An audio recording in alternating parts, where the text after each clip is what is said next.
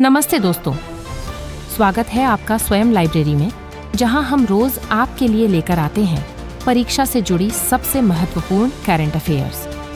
आज का हमारा विषय है ई-20 पेट्रोल। सबसे पहले समझते हैं कि ई-20 पेट्रोल क्या होता है। ई-20 का मतलब है 80% पेट्रोल और 20% इथेनॉल का मिश्रण, यानी सामान्य पेट्रोल में 20% इथेनॉल मिलाकर यह ईंधन तैयार किया जाता है। अब एक महत्वपूर्ण अपडेट, 1 अप्रैल 2026 से पूरे भारत में सभी पेट्रोल पंपों पर ई-20 पेट्रोल की बिक्री अनिवार्य कर दी गई है, यानी अब यही नया मानक लागू होगा। इसके साथ ही सरकार ने रिसर्च ऑन कटेन नंबर RON का न्यूनतम मान 95 तय किया है। RON यह बताता है कि कोई ईंधन इंजन में नॉकिंग यानी समय से पहले होने वाले अनियंत्रित दहन को कितनी अच्छी तरह रोक सकता है। जितना अधिक RON होगा उतना ही बेहतर इंजन का प्रदर्शन माना जाता है। यह फैसला एथेनॉल ब्लेंडिंग प्रोग्राम EBP के तहत लिया गया है, जिसे पेट्रोलियम एवं प्राकृतिक गैस मंत्रालय लागू कर रहा है।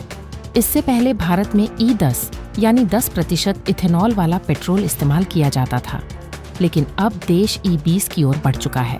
अगर नीति की बात करें तो नेशनल पॉलिसी ऑन बायोफ्यूल्स 2018, जिसे 2022 में संशोधित किया गया, उसमें 20% इथेनॉल ब्लेंडिंग का लक्ष्य पहले 2030 तक रखा गया था।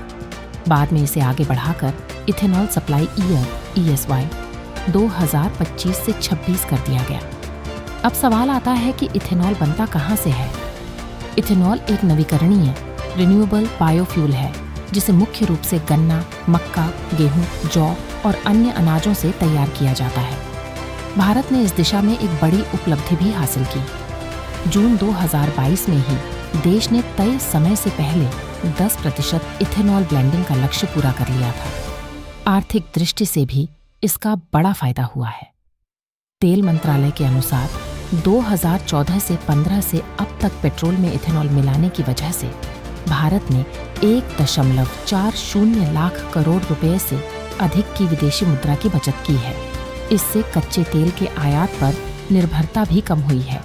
हालांकि सरकार ने कुछ विशेष क्षेत्रों को सीमित समय के लिए छूट भी दी है, ताकि वहां ई-20 व्यवस्था को चरणबद्ध तरीके से लागू किया जा सके। अब बात करते हैं वाहनों पर इसके प्रभाव की।